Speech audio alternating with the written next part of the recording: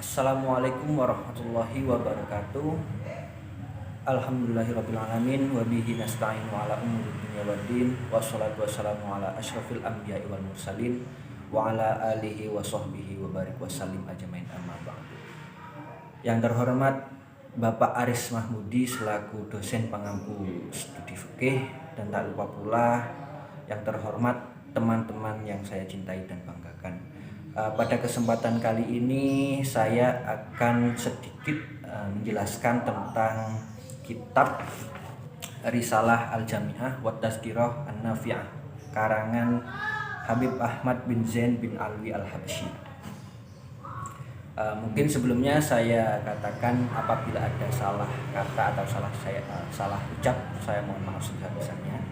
Dan apabila ada salah hukum atau apa, mohon dibenarkan karena saya hanya orang awam yang hanya ingin menjelaskan tentang kitab Risalah Al-Jami'ah. Baik. Bila Nabi Mustafa Muhammad sallallahu alaihi wasallam wa alihi wasallam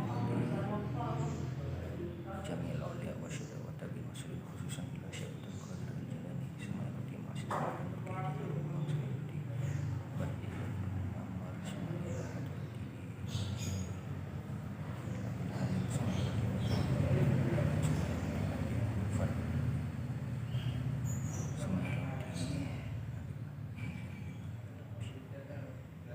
Barakatil Fatihah.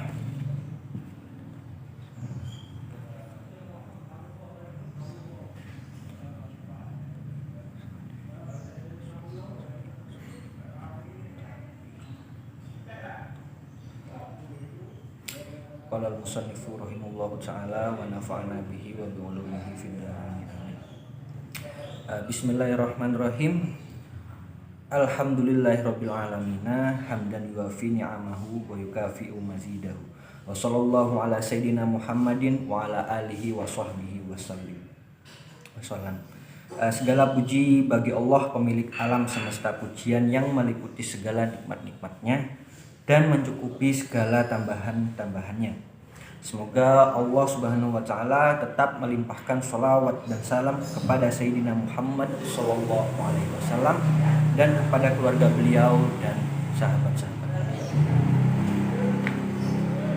Qala Rasulullah sallallahu alaihi wasallam, Nabi Muhammad sallallahu alaihi wasallam pernah bersabda, nate dawuh, thalabul ilmi fardhatun ala kulli muslimin wal muslimatin. Wajib hukumnya menuntut ilmu bagi setiap muslim dan muslimat. Jadi kita sebagai orang-orang muslim itu hukumnya wajib, tidak ada toleransi sunnah ataupun mubah ataupun yang lainnya. Jadi kita sebagai orang muslim itu wajib hukumnya untuk menuntut ilmu kapanpun dan dimanapun. Selanjutnya Nabi juga bersabda, waqala sallallahu alaihi wasallam, man salaka thariqan yaltamisu fiha ilman salakallahu bihi thariqan ilal jannati. Dan juga barang siapa yang menuntut suatu jalan yang di dalamnya menuntut ilmu, maka Allah memberikan jalan menuju surga. Jadi di sini Allah sedikit memberi petunjuk jalan menuju surga bagi orang-orang yang menuntut ilmu. Jadi bagi kalian yang yang orang muslim ataupun non muslim, jadi Allah di sini sudah memberikan jalan menuju surga. Wa ba'du fahadhihi masailu mukhtasaratun min ba'di kutubi hujjatil islami al-Ghazali ghaliban man arafaha wa amila biha narjulahu minallahi ayyakuna min ahlil ilmi zahiran wa batinan wabillahi taufiq. Maka ini merupakan suatu permasalahan-permasalahan singkat dari beberapa buku karangan Hujjatul Islam Al-Ghazali. Di sini pengarang juga berharap kepada kita yang mempelajari tentang buku-buku karangan Hujjatul Islam dan yang lainnya atau kitab-kitab lainnya, sedikit mendoakan kita, yaitu barang siapa yang mengetahuinya dan mengamalkannya, saya berharap kepada Allah Subhanahu wa taala menjadikan orang tersebut sebagai ahli ilmu zahir dan batin, dan kepada Allah segala taufiknya. Jadi secara tidak langsung kita didoakan oleh pengarang gitu.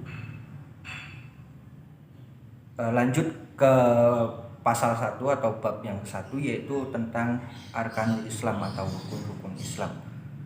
Arkanul Islam khamsatun. Rukun-rukun Islam itu ada 5, yaitu yang pertama syahadatu alla ilaha illallah wa anna muhammadar rasulullah. Yang pertama yaitu bersaksi tiada Tuhan selain Allah dan bersaksi Nabi Muhammad SAW itu adalah utusan Allah. Yang kedua yaitu wa iqamus shalah, mendirikan sholat atau mengerjakan sholat yang seperti teman-teman tahu, yaitu subuh, zuhur, asar, maghrib, isya. Itu yang termasuk wa iqamus shalah. Yang ketiga yaitu wa ita'uz zakat, yaitu mengeluarkan zakat atau menyalurkan zakat. Yang keempat wa shaumu Ramadan, yaitu puasa di bulan Ramadan. Di sini konteksnya itu pada bulan Ramadan, bukan bulan lainnya. Wa hajjul baiti man istata'a ilaihi sabilan. Yang terakhir yaitu haji ke Baitullah bagi mereka yang mampu, mal ikhlasi wa tasdiki, dengan ikhlasan dan kebenaran. Terus bagaimana bagi mereka yang tidak berikhlas? Nah, di sini dijelaskan selanjutnya, faman lam yakun mukhlishon fahuwa munafikun. Jadi mereka yang tidak ikhlas menjalankan hajinya, maka dia adalah orang-orang yang munafik. Lanjut terus, bagaimana dengan yang tidak membenarkan juga? Wa man lam yakun musaddiqan biqalbihi fahuwa kafirun. Jadi barang siapa yang tidak membenarkan dalam hatinya dia berhaji, dia ibadah, maka dialah orang yang kafir. Jadi jangan semena-mena Anda bisa berhaji tapi dengan tidak keikhlasan dan tidak dengan kebenaran. Jadi diusahakan Anda ikhlas benar-benar dengan dari hati dan membenarkan diri untuk beribadah kepada Allah, tidak yang lainnya. Gitu. Wa aslul imani an ta'taqida annallahu ta'ala maujudun wa annahu ta'ala wahidun. Dan dasar keimanan bahwa Allah Subhanahu wa taala itu ada. Sesungguhnya Allah satu yang tidak memiliki sekutu, la syarikalahu wala mislalahu wala syibhalahu, dan tidak memiliki kemiripan atau penyerupaan. Seperti yang teman-teman tahu, yaitu Allah itu memiliki sifat wajib mukhalafatul lil hawadisi, tidak serupa dengan makhluknya gitu. Tidak ada sesuatu yang menyerupainya, dan dia maha mendengar dan maha melihat. Laisa kamislihi syai'un wa huwas samiul basir. Khalaqas samawati wal ard wa khalaqal mauta wal hayata wat ta'ata wal ma'siyata wasihata wasaqama wa jami'al kauni wa ma fi. Dan dia maha mendengar dan maha melihat. Dia menciptakan langit-langit dan bumi, dan menciptakan kematian dan kehidupan, kemudian menciptakan ketaatan dan kemaksiatan, kemudian menciptakan kesehatan dan sakit, dan menciptakan segala sesuatu yang ada di alam semesta dan apa-apa yang ada di dalamnya. Jadi Allah itu maha besar, maha segalanya. Wa khalaqal khalqa wa a'malahum wa qaddara arzaqahum wa ajalahum la tazidu wa la tanqusu wa la yahdusu hadisun illa biqada'ihi wa qadarihi wa iradatihi. Dia menciptakan makhluk dan perbuatan-perbuatan mereka, dan menentukan rizki mereka dan kematian mereka, tidak bertambah dan tidak berkurang, dan tidaklah terjadi sesuatu kejadian terkecuali dengan qada dan qadarnya serta keinginannya. Wa annahu ta'ala hayyun alimun muridun qadirun mutakallimun sami'un basirun ya'lamu kha'inatal a'yuni wa ma tukhfi suduru wa ya'lamu sirri wa akhfa. wa ya'lamus sirra wa akhfa khaliqu kulli syai'in wa huwal wahidul qahhar. Dan sesungguhnya Allah itu maha hidup, maha mengetahui, maha memiliki kehendak, maha kuasa, maha berbicara, maha mendengar, maha melihat, maha mengetahui segala tipu daya, penglihatan dan apa-apa yang tersembunyi dalam sanubari, dan mengetahui segala rahasia-rahasia dan lebih dari itu. Yang menciptakan segala sesuatu dan Dia maha tunggal dan maha kuasa. Wa annahu ta'ala ba'atha sayyidina Muhammadan abadahu wa rasulahu ila jami'il khalqi. Dan sesungguhnya Allah itu mengutus Nabi Muhammad SAW, hambanya dan rasulnya, ke seluruh ciptaan untuk memberikan mereka hidayah dan untuk menyempurnakan kehidupan di dunia mereka. Lihidayatihim walitakmili ma'asyihim wa ma'adihim wa ayyadahu bil mu'jizatid zahirati. Untuk menyempurnakan kehidupan dunia mereka dan kehidupan akhirat mereka, dan membekali beliau dengan mukjizat-mukjizat yang nyata. Mungkin dijelaskan di hadis lain itu Nabi Muhammad itu diutus ke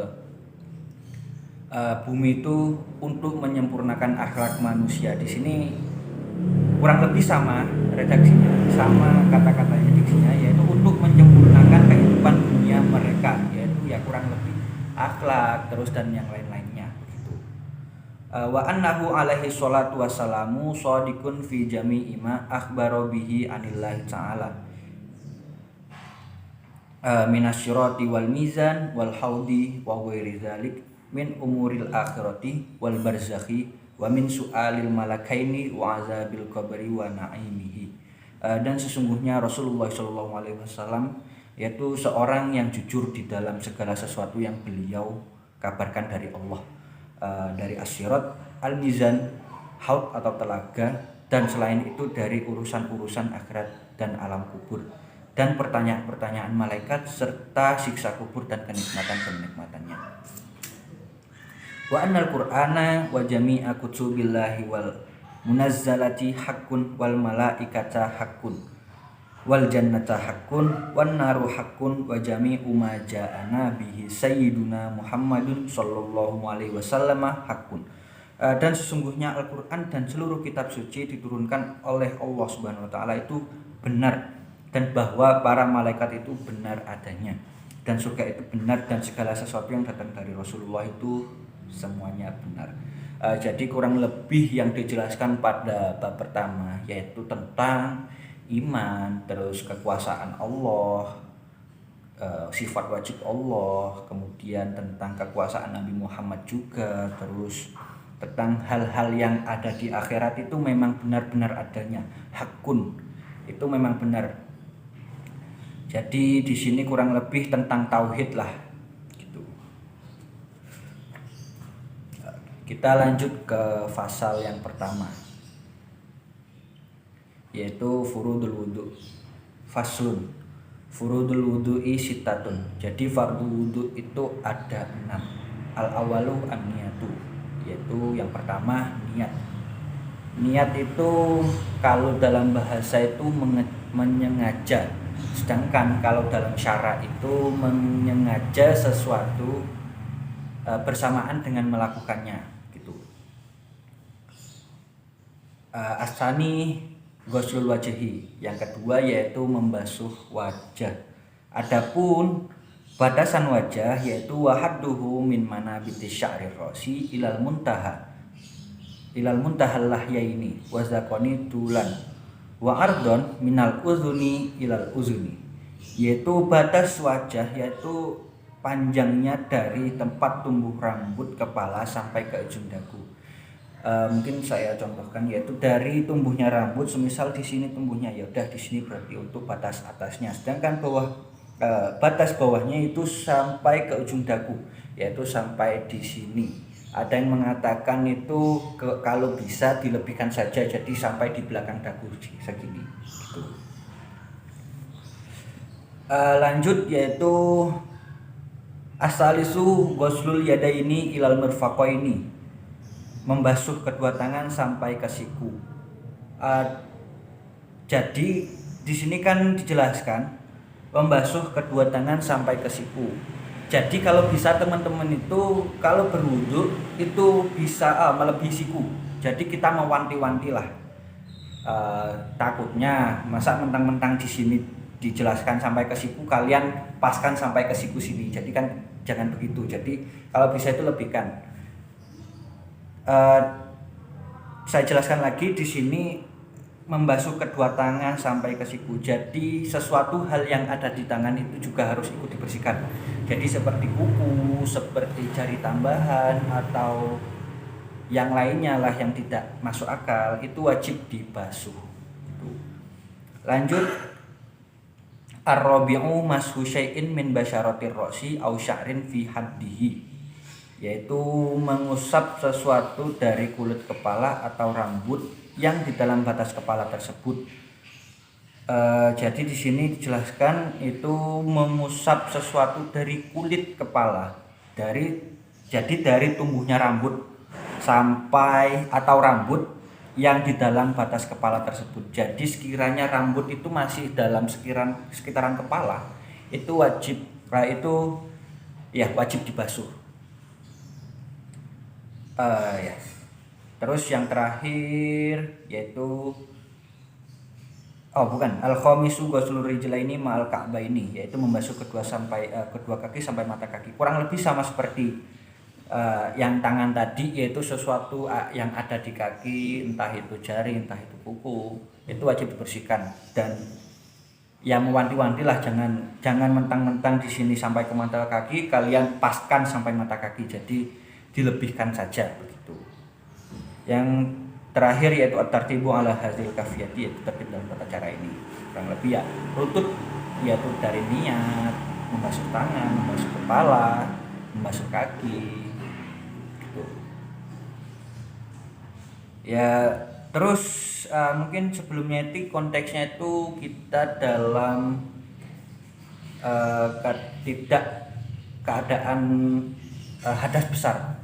Terus bagaimana dengan keadaan hadas ketika kita dalam keadaan hadas besar? Di sini jelaskan wa in kana alaihi janabatun min mujama'atin aw khurujin maniyin binaumin aw ghairihi lazimahu ghuslu jami'i badanihi ma'aniyati rafil janabati. Jika orang tersebut memiliki junub dari persetubuhan atau keluarnya mani ketika tidur atau lainnya, maka dia diwajibkan untuk membasuh seluruh badannya dengan niat mengangkat junub atau mandi besar. Wa yang kudul wudu'a al-khariju min ahadis sabilaini kubuli au duburi ala makana. Selanjutnya di sini dijelaskan tentang hal-hal yang membatalkan wudu, yaitu al-khariju min ahadis sabilaini al-kubuli au duburi ala makana. Wa yang kudul wudu'i zawalul akli binaumi au ghairihi illa nauma mumakkinin maq'adatahu minal ardi. Wayang kudul wudu'a masukubulin aw duburin adamiyin minhu aw min ghairi bibat nil kafi wa butunil asabi' kabiron kana aw sagiron walau waladahu mayitan. Wayang kudul wudu'a al-tiqa'u basyaratai rajulin wa imra'atin kabiraini ajnabiyaini bila ha'ilin illa zufron aw sya'ron aw sinnan fala yang kudul wudu'a. Dan hal-hal yang membatalkan wudhu itu kalau di sini nggak dijelaskan ada berapanya, tapi dijelaskan langsung poin-poinnya. Kalau nggak salah itu ada 5. Yang pertama yaitu keluar sesuatu dari kubul, kemaluan atau dubur dalam segala bentuk, baik umum maupun tidak umum. Yang membatalkan wudhu juga adalah hilangnya akal dengan tidur atau lainnya kecuali tidur dalam posisi duduk sempurna. Jadi ketika kalian tidur dalam posisi sempurna itu tidak membatalkan wudhu, kecuali kalian tidur terlentang, tengkurap, jungkir balik, salto, itu maka membatalkan wudhu. Lanjut yaitu menyentuh kubul atau dubur manusia miliknya atau milik orang lain, baik dengan telapak tangan atau telapak jari-jari seorang dewasa ataupun anak-anak, walaupun anaknya sendiri, walaupun juga seorang mayat. Dan juga membatalkan wudhu bersentuhannya kulit laki-laki dan perempuan yang sudah dewasa dan bukan muhrim tanpa penghalang kecuali kukunya atau rambutnya atau giginya, maka tidak membatalkan di sini tanpa penghalang kecuali kukunya atau rambutnya atau giginya, maka itu tidak membatalkan wudu. Jadi ketika kalian memegang wanita yang bukan muhrimnya, seseorang yang bukan muhrimnya, laki-laki atau perempuan, tanpa penghalang itu membatalkan wudunya kecuali kalian memegang kukunya, rambutnya atau giginya, maka tidak membatalkan. Wa yastaratu li sihhatis shalah. Lanjut di sini yaitu syarat sah menjalankan sholat. Ma'rifatu dukhulil waqti biyaqinin au ijtihadin au ghalabatiz zannin fa in shalla ma'as syakki lam tasihha sholatuhu.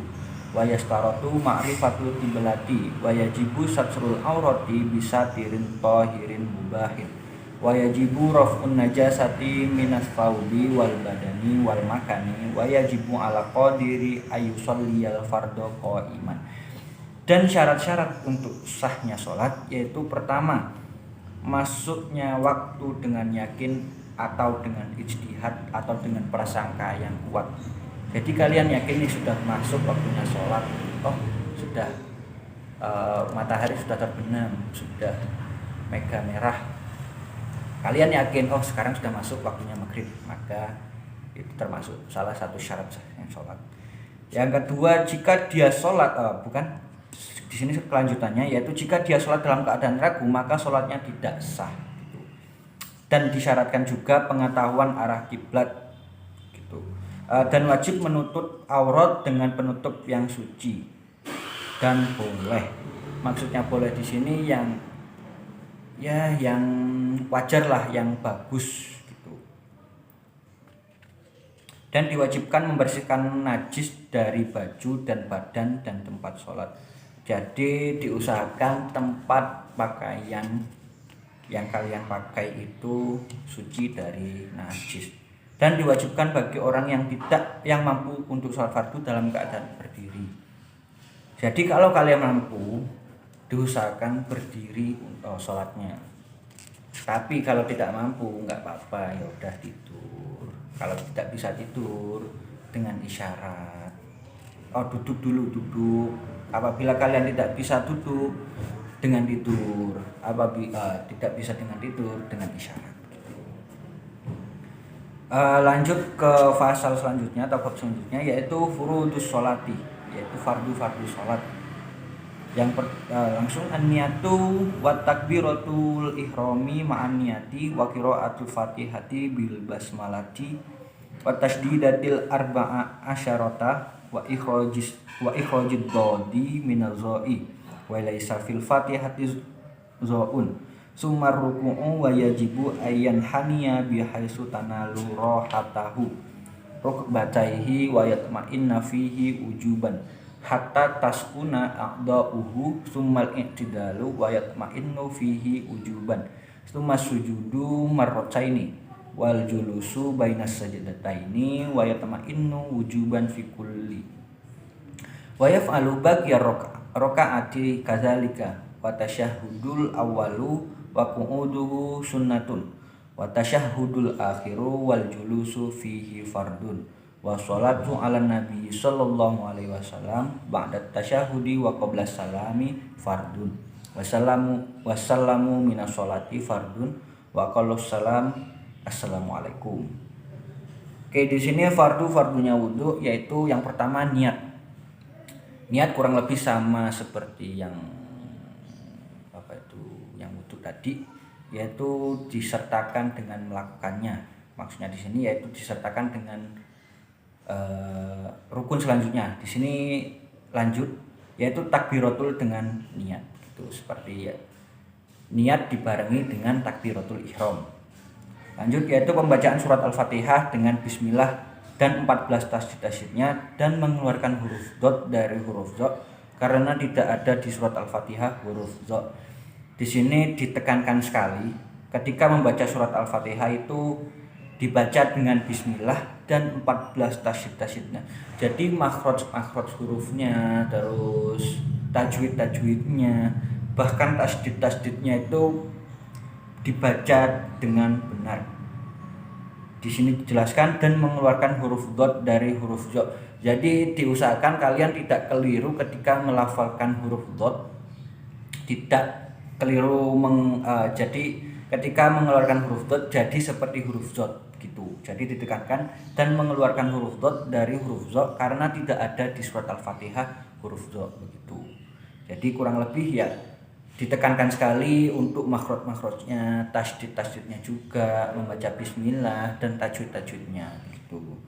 Kemudian ruku dan diwajibkan untuk membungkuk sampai kedua telapak tangannya dapat mencapai kedua lututnya, dan diwajibkan untuk tenang dalam keadaan tersebut sampai tidak ada gerakan dalam anggota tubuhnya. Lanjut, kemudian i'tidal dan diwajibkan untuk tenang dalam keadaan tersebut. Jadi diusahakan ketika kalian i'tidal, ruku itu tenang, tidak bergerak, karena bergerak itu termasuk hal-hal yang membatalkan wudhu. Habis ini dijelaskan dalam kitabnya. Yang selanjutnya yaitu kemudian sujud 2 kali dan duduk di antara 2 sujud, dan diwajibkan untuk tenang dalam setiap keadaan tersebut. Sujud dan duduk di antara 2 sujud. Ya kurang lebih sama lah ya. Jadi untuk sujud dan duduk di antara 2 sujud itu kita harus tenang, tidak boleh bergerak gitu. Kemudian melakukan hal-hal tersebut dalam rakaat berikutnya. Kurang lebih sama untuk rakaat selanjutnya, yaitu lanjut membaca Al-Fatihah, ruku, i'tidal, terus sujud, duduk di antara 2 sujud.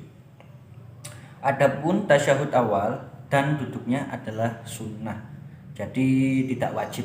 Jadi ketika kalian melewatkannya itu tidak apa-apa, dan disunahkan ketika kalian meninggalkan itu melakukan sujud sahwi. Terus tidak apa-apa juga sih sebenarnya kalau tidak melakukan sujud sahwi. Dan tasyahud akhir dan duduknya adalah wajib. Sedangkan untuk tasyahud akhir di sini yaitu hukumnya wajib atau fardu. Adapun sholawat kepada Nabi juga itu hukumnya wajib dalam tasyahud akhir ya, sebelum salam. Dan salam dari sholat adalah wajib, dan paling sedikitnya salam yaitu assalamualaikum. Wa qalu tasyahudil wajibi. Dan sedikitnya tasyahud wajib di sini diterangkan at-tahiyatulillah at-tahiyatulillahi salamun alaika ayyuhan nabiyyu wa rahmatullahi wa barakatuh, salamun alaina wa ala ibadillahi sholihin, asyhadu an la ilaha illallah wa anna muhammadan abduhu wa rasuluh. Jadi paling sedikitnya bacaan tasyahud akhir itu yaitu at-tahiyatulillah salamun alaika ayyuhan nabiyyu wa rahmatullahi wa barakatuh, salamun alaina wa ala ibadillahi sholihin, wa asyhadu an la ilaha illallah wa anna muhammadan abduhu wa rasuluh. Wa aqallus sholati ala nabi sallallahu alaihi wasallam. Di sini dijelaskan lagi paling sedikitnya sholawat kepada Nabi Muhammad sallallahu alaihi wasallam yaitu Allahumma sholli ala Muhammad. Wa yang bagi ayat tia bisunani jami'iha wa hiya katsiratun jiddan. Wa yang bagil i'tina'u bil ikhlasi wa wal amalu lillahi wahdahu. Wa yang bagil huduru wa ayya'lama bima yaqulu wa yaf'alu. Wal khusyu'u wa huwa sukunul a'dha'i. Wa hudurul qalbi wa tadabburil qiraati wa tafahhumuha fa inna ma yataqabbalullahu minas sholati biqadaril hudur. Dan selayaknya untuk mengerjakan sunnah-sunnah sholat, dan itu sangat banyak, dan juga selayaknya memperhatikan tenang ikhlas, yaitu mengerjakan perbuatan semata-mata karena Allah. Dan selayaknya at-tahiyatulillah salamun alaika ya nabi wa rahmatullahi wa barakatuh, salamun alaina wa ala ibadillahi sholihin, wa asyhadu an la ilaha illallah wa anna muhammadan abduhu wa rasuluh. Wa aqallus sholati ala nabi sallallahu alaihi wasallam. Di sini dijelaskan lagi paling sedikitnya sholawat kepada Nabi Muhammad sallallahu alaihi wasallam yaitu Allahumma sholli ala Muhammad. Wa yang bagi ayat tia bisunani jami'iha wa hiya katsiratun jiddan. Wa yang bagil i'tina'u bil ikhlasi wa wal amalu lillahi wahdahu. Wa yang bagil huduru wa ayya'lama bima yaqulu wa yaf'alu. Wal khusyu'u wa huwa sukunul a'dha'i. wa hudurul qalbi wa tadabburil qiraati wa tafahhumuha fa inna ma yataqabbalullahu minas sholati biqadaril hudur. Dan selayaknya untuk mengerjakan sunnah-sunnah sholat, dan itu sangat banyak, dan juga selayaknya memperhatikan tenang ikhlas, yaitu mengerjakan perbuatan semata-mata karena Allah, dan selayaknya pula dengan rasa hudur, yaitu mengetahui apa yang dikatakan dan dikerjakan, dan khusyuk, yaitu tenangnya anggota tubuh dan hadirnya serta mendalami bacaan yang dibaca. Sesungguhnya Allah menerima sholat sesuai dengan kekhusyukan yang ada. Wa yahrumur riya fi sholati wa ghairiha wa wal amali li ajlin nas.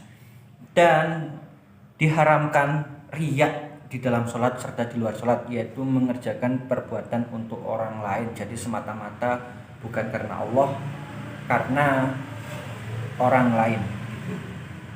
Wa yubtilu sholah al kalamu amdan walau harfaini wa nasiyan in kasuro wa yubtilu hal al amalul kasiru kasalasi khutuwatin wa al aklu wasyurbu wal wankishaful aurati illam tustar halan wa wuku'un najasati illam tulqa halan min ghairi hamlin wa yubtiluha sabqul imami biruknaini fi'liyaini wa kaza takhallufu bihima bi ghairi uzrin wala tasihhu sholatu khalfa kafirin wa mura'atin wa khunsa. Dan hal-hal yang membatalkan sholat, yaitu mengucapkan perkataan dengan sengaja walaupun 2 huruf dan lebih dari 2 huruf jika lupa. Selanjutnya, dan membatalkan juga melakukan gerakan-gerakan yang banyak seperti melangkah sebanyak 3 langkah. Selanjutnya yaitu makan dan minum, dan terbukanya aurat jika tidak langsung ditutup, serta kejatuhan najis jika tidak segera dibuang tanpa mengangkatnya. Dan yang membatalkan sholat yaitu mendahului imam dengan 2 rukun fi'li. Begitu pula terlambat dari imam dengan 2 rukun tersebut tanpa uzur. Selanjutnya, dan tidak sah bagi laki-laki muslim di belakang atau bermakmum lelaki kafir, perempuan, serta banci. Wal jum'ati fardu ainin ala kulli muslimin zakarin hurrin adilin bila uzrin syar'iyyin kal maradi wal motori. Di sini kita lanjut ke sholat Jumat ya. Adapun sholat Jumat adalah fardu ain bagi setiap muslim laki-laki yang merdeka, yang bermukim tanpa adanya uzur syar'i seperti sakit ataupun hujan. Adapun syarat-syaratnya sholat Jum'ah adalah 2 khutbah. Wa min syurutil jum'ati al khutbani wa arkanuhuma hamdulillahi ta'ala wa sholatu ala nabi sallallahu alaihi wasallam wal wasiyatu bit taqwa wa qiraatu ayatin minal qur'an mufhimatun fi ihdahuma wa du'a ilil mu'minin nafil akhirati wa yajibu ayyaktuba qa'iman mutatahhiran masturul aurati wa yajibul julusu bainahuma fawqa tuma'ninati sholati wal muwalatu. Yaitu dari syarat-syarat Jumat yaitu 2 khutbah. Yang rukun-rukunnya, yang pertama yaitu pujian kepada Allah, yaitu alhamdulillah. Yang kedua sholawat kepada Nabi. Yang ketiga menyampaikan wasiat untuk bertakwa. Yang selanjutnya yaitu pembacaan ayat dari Al-Quran yang dimengerti di salah satu dari 2 khutbah tersebut. Kemudian membacakan doa untuk umat mukmin di khutbah kedua, dan diwajibkan untuk berkhutbah dalam keadaan berdiri, suci dan menutup aurat, serta diwajibkan untuk duduk di antara 2 khutbah tersebut selama lebih dari tumakninah sholat. Dan yang terakhir yaitu berurutan. Wa sholatul jama'ati wa sholatul janazati fardu kifayah. Dan adapun sholat jamaah dan sholat jenazah itu hukumnya fardu kifayah. Fardu kifayah itu hukumnya di mana ada 1 orang yang di daerah tersebut sudah melakukannya, maka gugur hukumnya bagi yang lainnya begitu.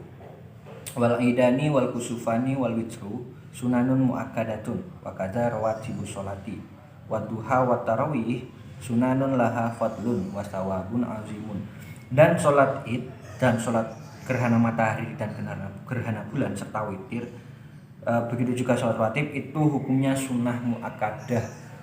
Dan duha dan juga sholat tarawih adalah sholat sunnah yang memiliki keutamaan yang agung. Kita di sini lanjut ke bab as-shaum, yaitu puasa. Wa amma shaumu wa wasalisu min arkanil Islam fa wa imsakun ma'rufun ala wajihin makhsusin. Adapun puasa adalah rukun ketiga dalam rukun Islam, yaitu menahan diri dengan cara yang khusus yang telah diketahui. Sedangkan kalau dalam kitab lain yang saya baca itu puasa itu kalau dalam bahasa itu menahan, sedangkan kalau dalam syara itu menahan sesuatu dari siang sampai terbenamnya matahari. Minhun niyatu likulli yaumin wa tabituha minal laili wal imsaku anil mufattarati minat ta'ami wasyarabi wal jima'i wal istimna'i bimubasyaratin wal istiqa'atin bil ikhtiyarin. Yang diantaranya adalah niat yang setiap harinya diucapkan pada malam sebelumnya dan menahan diri dari hal-hal yang membatalkan puasa seperti minum, makan, senggama, terus mengeluarkan mani dengan sengaja dan muntah dengan sengaja. Wa min tamamis shaumi kaful jawarihi amma yakrahuhu Allah ta'ala minal a'dha'is sab'atil ati dzikruha. Fa fil hadisi khamsu yufattarnas shaima al-kazibu wal ghaibatu wan namimatu wal yaminul kadzibatu wan nazaru bisyahwatin. Adapun kesempurnaan puasa yaitu menahan 7 bagian anggota tubuh yang akan disebutkan pada bab berikutnya. Dari apa-apa yang dibenci di dalam hadis, yaitu 5 hal yang membatalkan pahala, yang membatalkan puasa. Di sini konteksnya itu menghilangkan pahala puasa maksudnya ya, yaitu berbohong, ghibah, namimah atau adu domba, sumpah palsu, memandang dengan syahwat. Gitu. Wa min tamamis shaumi taharril iftari ala halalin wa adamil istiksari minal akli wa yambagil istiksaru minas shaumi la siyamal ayyamul fadilatu fi syar'i wallahu a'lam wa billahi taufiq. Dan dari kesempurnaan puasa yaitu menyegarkan berbuka dengan halal dan tidak berlebihan, dan selayaknya memperbanyak puasa terutama dalam hari-hari yang memiliki keutamaan di dalam syariat. Wallahu a'lam billahi taufiq. Dan dari kesempurnaan puasa yaitu berbukalah dengan hal-hal yang halal dan tidak berlebihan. Jadi kan biasanya itu saya lihat, ya termasuk saya sendiri sih, biasanya itu pasti ketika mau berbuka itu pasti hidangannya itu banyak sekali, terus ya berlebihan. Ya takutnya seperti itu, nanti ketika kita sudah buka entah itu tidak habis begitu dan lain-lain. Dan selayaknya memperbanyak puasa terutama dalam hari-hari yang memiliki keutamaan di dalam syariat. Dan ya di sebaiknya lah kalian itu memperbanyak puasa terutama dalam hari-hari yang memiliki keutamaan dalam syariat yang seperti itu sudah dijelaskan dalam kitab-kitab lainnya gitu. Yaitu lanjut ke bab selanjutnya yaitu az-zakatu. Wa amaz zakatu wa hiya rabi'u arkanul Islam fatajibu alal muslim ma'rifatu anwa'il amwali al-wajibati fiha wa hiya na'amu wan nuqdani wat tajaratu war rikazu wal mu'dinu wal mu'asyaratu wa hiyal hububu wathimaru. Adapun zakat adalah rukun keempat dari rukun Islam. Maka wajib bagi setiap muslim untuk memiliki pengetahuan mengenai macam-macam harta yang wajib dizakatkan. yaitu yang pertama hewan ternak, yaitu terus emas dan perak, harta perdagangan, barang harta temuan, barang tambang, dan bahan pokok yaitu biji-bijian atau buah-buahan. Fala zakata fima siwan na'amis saimati wa yustaratul haululaha wa kadzalika yustaratul linnukudi wat tijarati wa yastaratu fi hadhil anwa'in nisabu aidan wa wajibun nakdaini wat tijarati rubu'ul usri wa wajibul hububi wastimaril allati sukiyat bim ma'unatin nisful isri wa bi ghairi ma'unatin al asru. Maka tidak ada zakat atas hewan ternak selain hewan gembala, dan disyaratkan bagi hewan tersebut dimiliki selama 1 tahun, sudah mencapai nasabnya, sudah mencapai waktunya. Begitu juga diisyaratkan bagi emas dan perak, bagi barang dagangan, kurang lebih sama seperti yang hewan, yaitu emas, perak, dan barang dagangan itu dimiliki selama 1 tahun gitu. Dan disyaratkan pula bagi macam-macam ini hewan ternak, emas, perak, dan perdagangan. An-nisab atau batas minimumnya diwajibkan zakat, yaitu 1 tahun tadi, dan diwajibkan bagi emas dan perak serta barang dagangan mengeluarkan 2,5%, dan pada biji-bijian dan buah-buahan dengan sistem irigasi atau pengairan wajib dikeluarkan sebanyak 5%, dan tanpa sistem irigasi wajib dikeluarkan 10%. Zakatul fitri. Wa zakatul fitri wajibatun ala kulli muslimin iza fadalat an qutihi wa quti man yaqutuhu yaumal aidi wa lailatahu arba'atu abdadin bimuddin Nabi sallallahu alaihi wasallam wa tajibun niyatu fil jami'i. Zakat fitrah adalah wajib bagi setiap orang muslim jika memiliki kelebihan bahan makanan bagi dirinya dan bagi orang yang dinafkahinya pada hari Id dan malam Id, maka wajib mengeluarkan 4 mud Nabi Muhammad SAW, yaitu kurang lebih 3, liter, dan diwajibkan untuk niat pada setiap zakat. Wala yajuzu ayasrifaz zakata wal fitrata ila hurrin muslimin muttasifin bisifati ahadil asnafi astamaniyati kal fakiri wal miskin wa kaunihi ghairu hasyimiyin wala mutallibiyin wala maulan lahuma wa yajibu isti'abu al mawjudina minhum. Tidak boleh menyalurkan zakat dan fitrah kecuali kepada muslim yang merdeka yang termasuk di dalam kelompok yang dibolehkan menerima zakat, seperti fakir, orang miskin yang bukan merupakan Bani Hashim dan Bani Muthalib, dan keturunan-keturunannya, dan diwajibkan meliputi semua 8 kelompok tersebut. Jadi di sini maksudnya tidak boleh menyalurkan zakat dan zakat fitrah kecuali kepada muslim yang merdeka. Itu tidak diwajibkan mengeluarkan zakat kecuali orang-orang muslim yang merdeka. Jadi selain orang-orang yang muslim merdeka itu tidak diwajibkan mengeluarkan zakat, seperti fakir, orang miskin yang bukan merupakan Bani Hashim dan Muthalib dan keturunan-keturunannya, dan diwajibkan meliputi semua 8 kelompok tersebut. Alhamdulillahirrabbilalamin. Sudah sedikit saya jelaskan tentang kitab Ar-Risalatu Al-Jami'ah wa Tazkirah wa Nafi'ah dan juga untuk memenuhi tugas ujian akhir semester dari studi fikih. Kurang lebihnya saya mohon maaf apabila ada salah ucap atau salah kata, saya mohon maaf sebesar-besarnya, dan apabila ada salah hukum yang saya sebutkan, saya mohon maaf sebesar-besarnya. Wabillahi taufiq wal hidayah. Assalamualaikum warahmatullahi wabarakatuh.